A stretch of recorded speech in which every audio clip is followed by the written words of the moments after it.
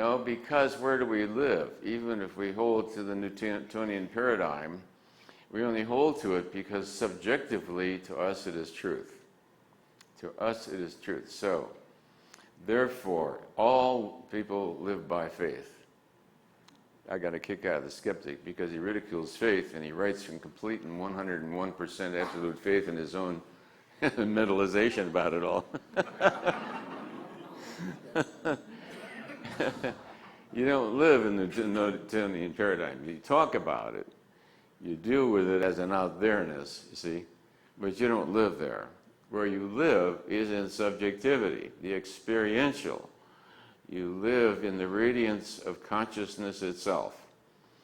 It's the efflorescence of consciousness experientially.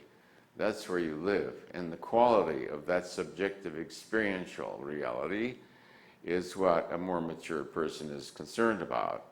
Therefore, love becomes of a greater value than possessions, depending on the possession, of course.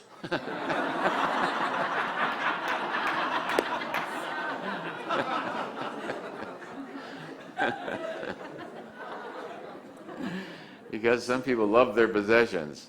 They love their possessions. What does he say? From my cold, cold hand, you will pull the rifle or something. Love their possessions, yeah. All right, so that's the first trap we come across, is to reject the source of your happiness outside of yourself. That's fatal. The minute you project the source of happiness is something outside of yourself, you now are a victim. The catastrophe hasn't happened yet, but it's inevitable. Yeah? Because if your happiness is dependent on an external over which you have no control, this is a world of transition. Nothing remains the same. Nothing remains the same. Nothing remains the same. It's a world of constant evolutionary change. Biologically, evolution is constantly changing. That which you think is eternal slowly turns to rust and dissolves, you see? And when you visit places like Egypt, where, some 12,000 years of prior history, you begin to get a feeling for what age is, you see? So if you attach your happiness then, or your survival, to something that is out there, now it's only a matter of time.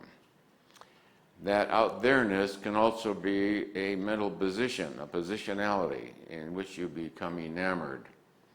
We get emails all the time from people that are enamored of some concept, and something in some book doesn't agree with that point of view, And you can see like the child in them is just enamored of this concept, Usually we get whales and dolphins at least a couple times a month.